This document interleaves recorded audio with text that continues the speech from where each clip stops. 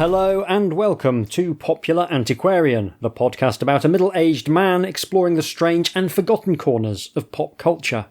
That middle-aged man is me, Hieronymus J. Doom, and this is another episode in which we examine a film made by the Asylum, the mockbuster-focused low-budget film studio generally regarded as the worst movie production company in the world.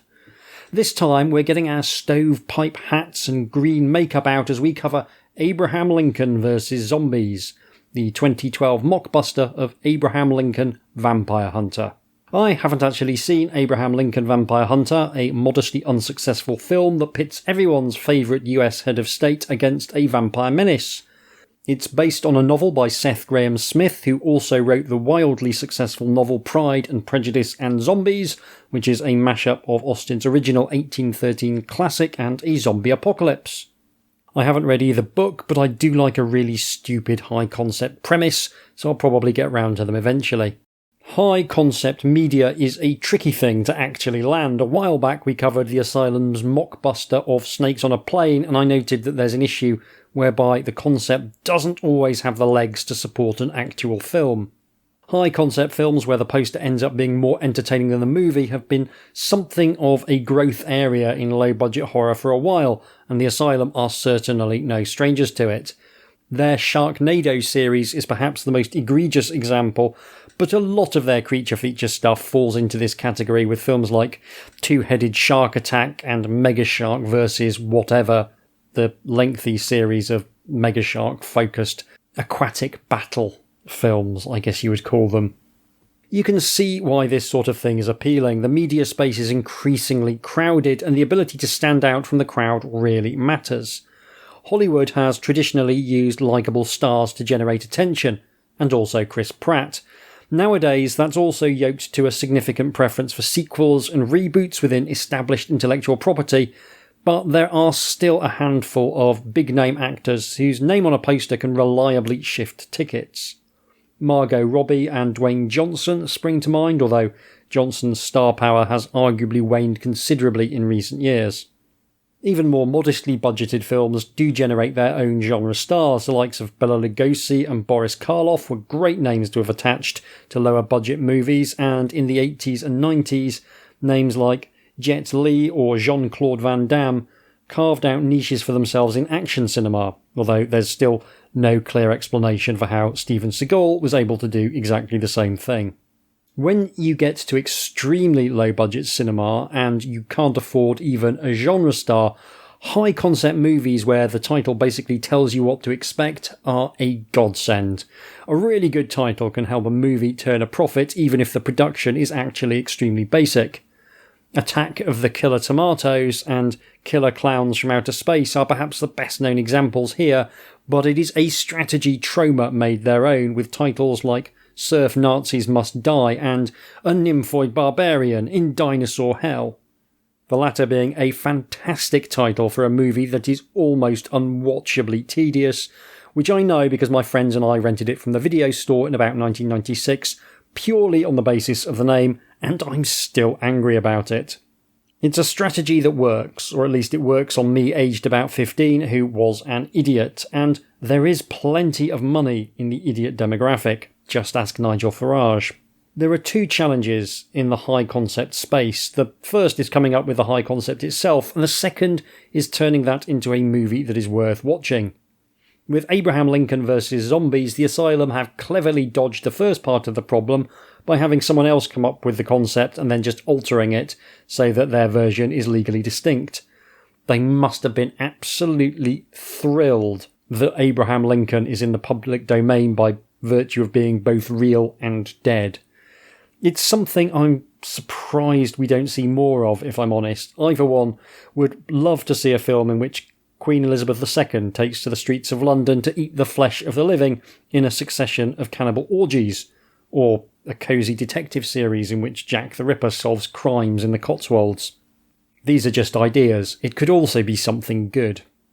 Abraham Lincoln vs. Zombies is on paper one of the better choices for high concept but rock bottom budgets. Zombie movies are notoriously cheap to make, and they have a reliable audience of idiots like me who generally enjoy that sort of thing. Add in the novelty value of a protagonist who has no business being involved in a zombie apocalypse, and you do have a potential recipe for success. This is the Asylum though, so success is rarely guaranteed. Abraham Lincoln vs. Zombies was directed by Richard Schenkman, another of the endless supply of journeyman directors that the Asylum has in their Rolodex. You may know him from such films as A Diva's Christmas Carol and I Spit on Your Grave 3, Vengeance is Mine. He also wrote the screenplay from what is described as an original story by Carl T. Hirsch and Lauren Proctor. The film stars experienced character actor Bill Oberst Jr. Oberst was an exceptionally lucky get for the studio. He's well known for his ability to portray historic characters. He's also very comfortable with horror and quick production turnarounds. They must have spent a fair bit to get him on board because he's the only member of the cast notable enough to have his own Wikipedia page, which might be a new record. He is, to coin a phrase, acting his tits off in this movie. This is another film where there's not a huge amount of mileage in a deep dive into the plot. That's because Abraham Lincoln vs. Zombies is actually quite enjoyable by the standards of these films. It's not as good as Dracula, the original living vampire, which I covered last episode, but it's still in the upper tier of Asylum movies that I've watched.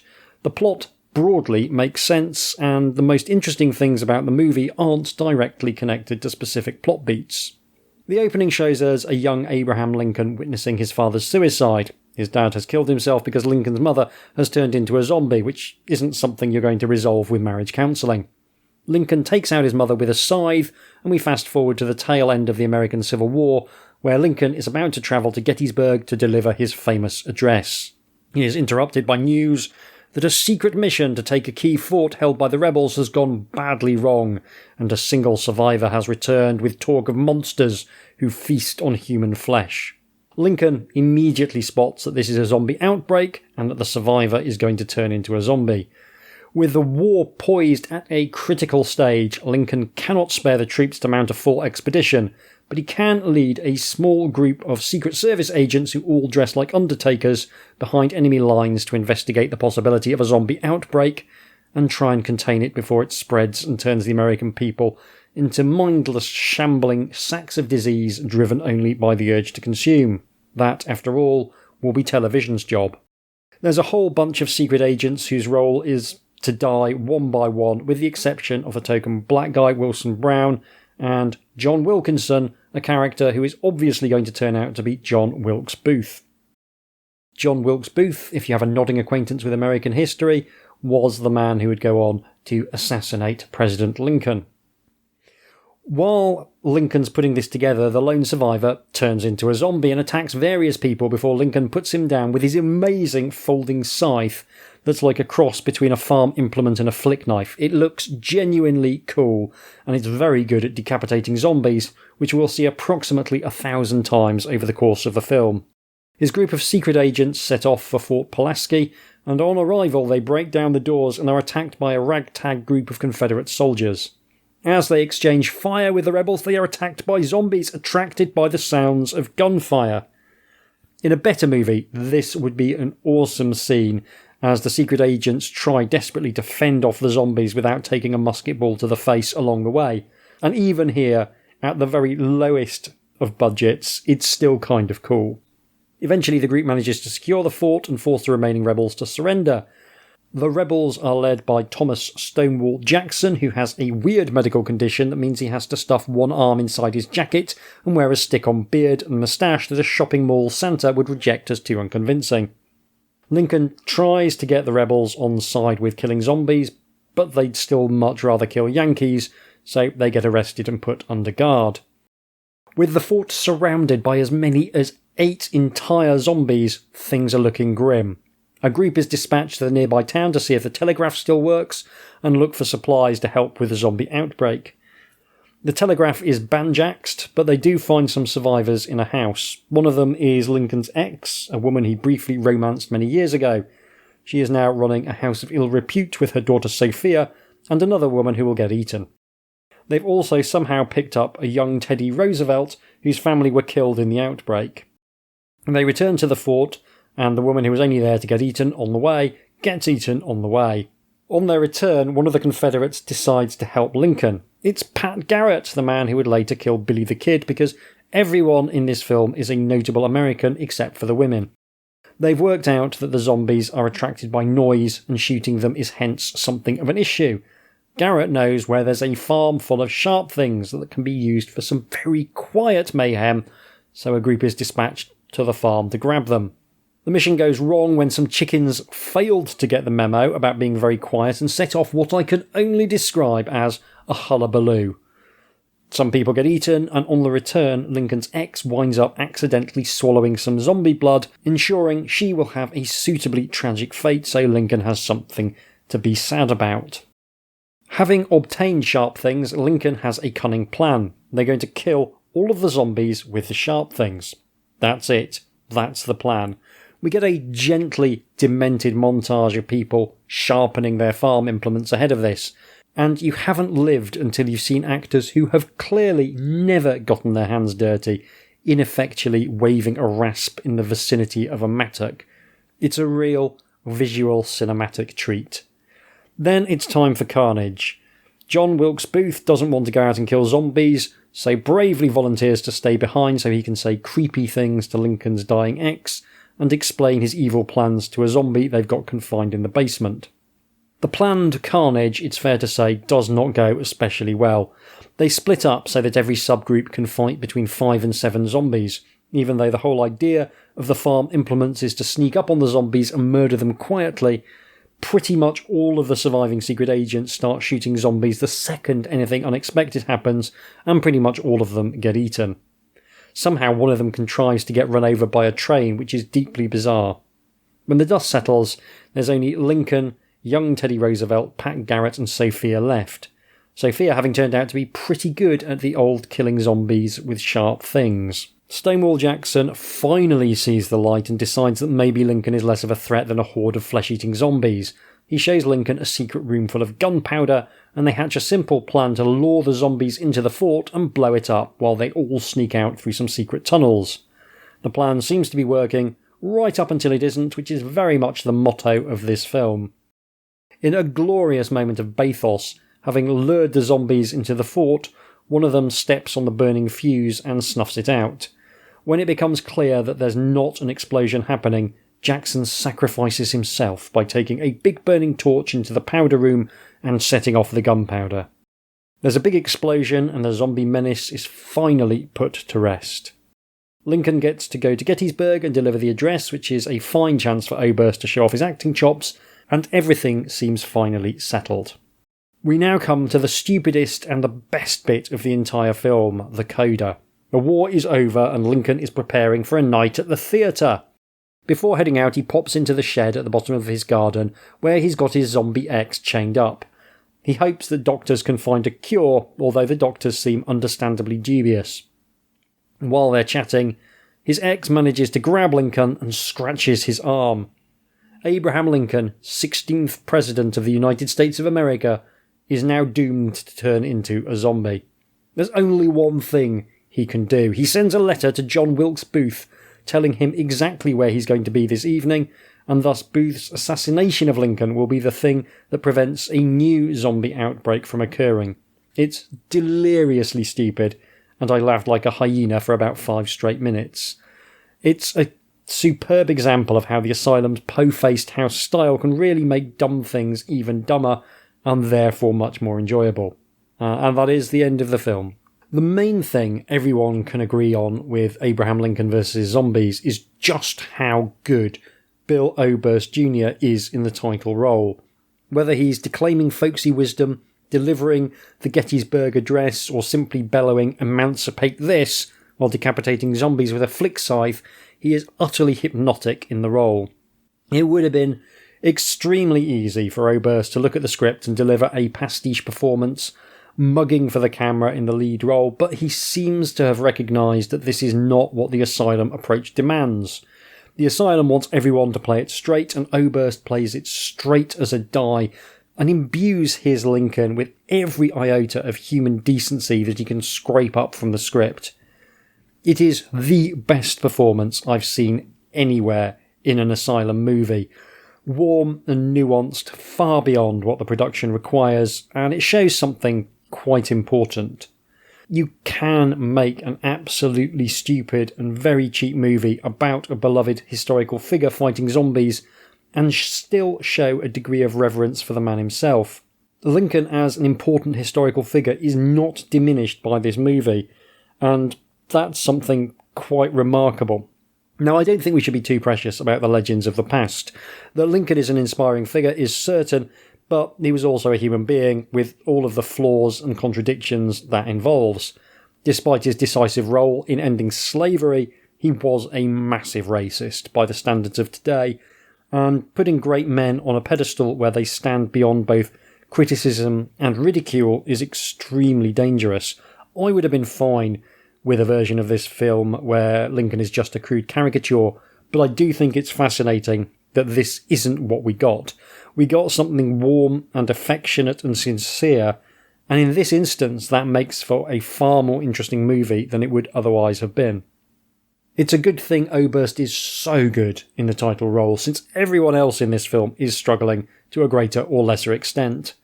The various disposable secret agents are fine with their limited dialogue, but Don McGraw is giving serious community theatre vibes as Stonewall Jackson. Jason Vale, a bit-part actor of impeccable pedigree, brings the same energy to John Wilkes Booth as he does to Security Guard 2 or Beat Cop. The women are okay, but hardly given much to work with, and Chris Marone is faintly bemused as Pat Garrett, which is an interesting reading. Without Oberst, I think much of this film could have felt like a bit of a struggle, and it definitely flags a smidge when he's not on screen.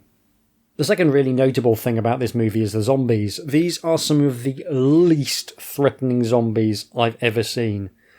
They look sort of fine in that typical Asylum way where they only really care about the neck up, but the makeup is consistent and it doesn't look too bad.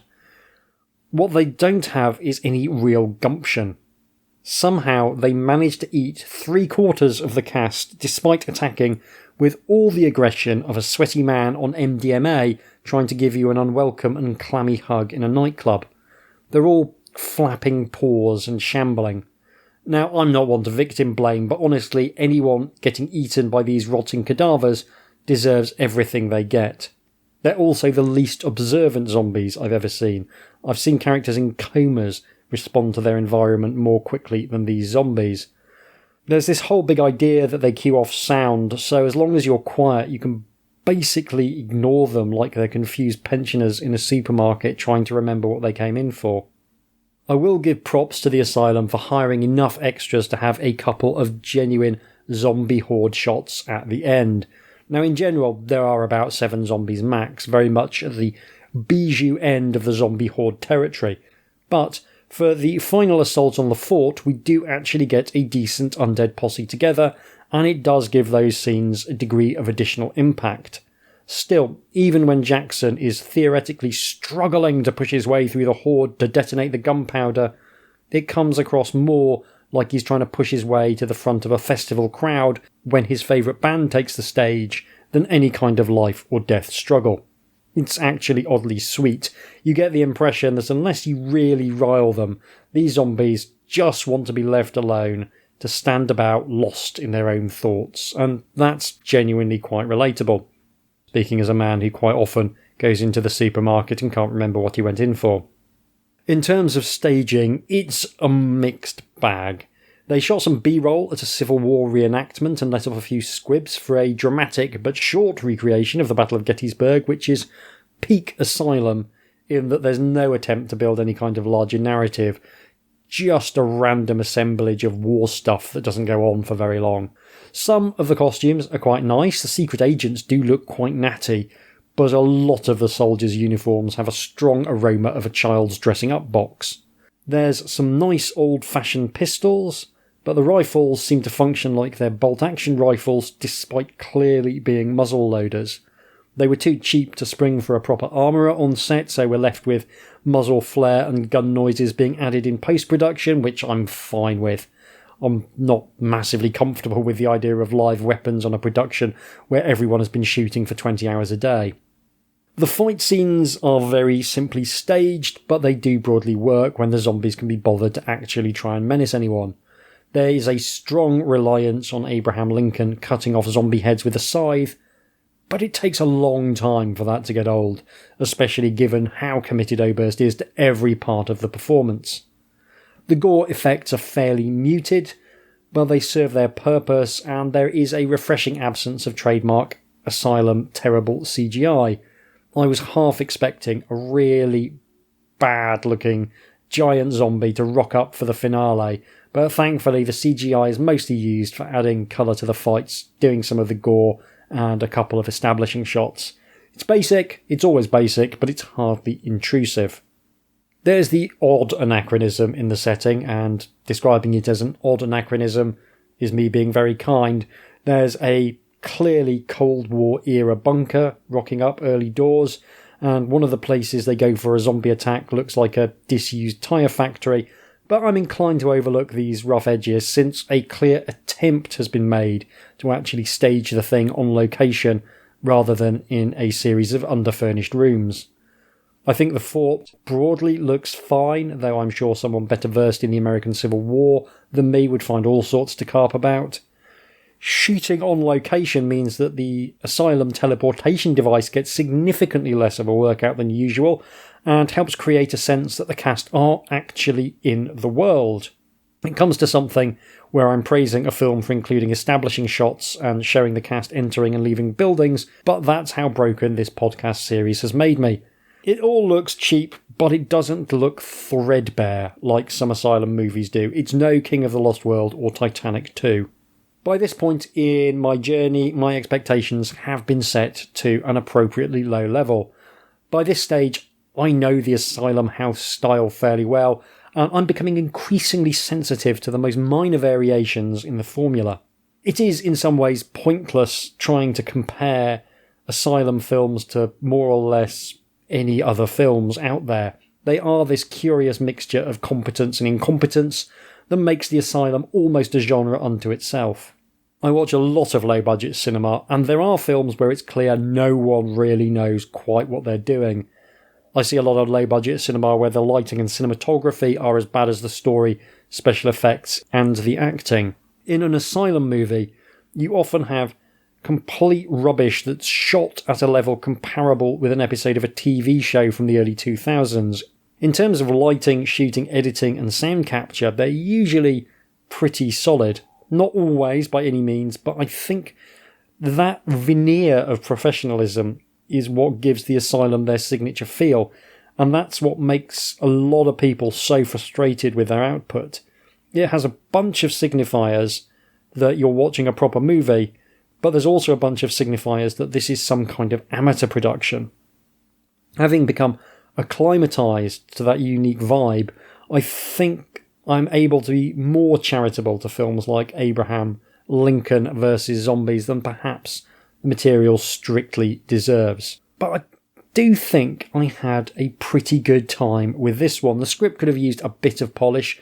As usual, there's too many speaking roles for a 90-minute film, but it functions well enough to tell the story. The story is stupid, but in a way that broadly makes internal sense, which is the best kind of stupid, and for once the special effects aren't like being poked in the eye by raw sausage every time they appear. It also feels like a proper mockbuster, like it's actually ripping off the movie it's pretending to be, and for some reason that always makes me happy.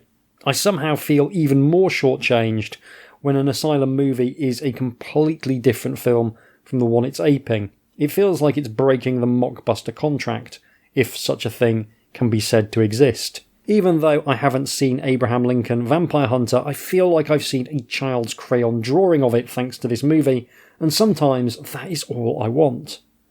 Also, I'll be absolutely amazed if Benjamin Walker, who plays Abraham Lincoln in the Vampire Hunter movie, is half as good as Bill Oberst Jr. here. Sometimes all a film needs to get me on side is one really titanic performance, and you absolutely get that here.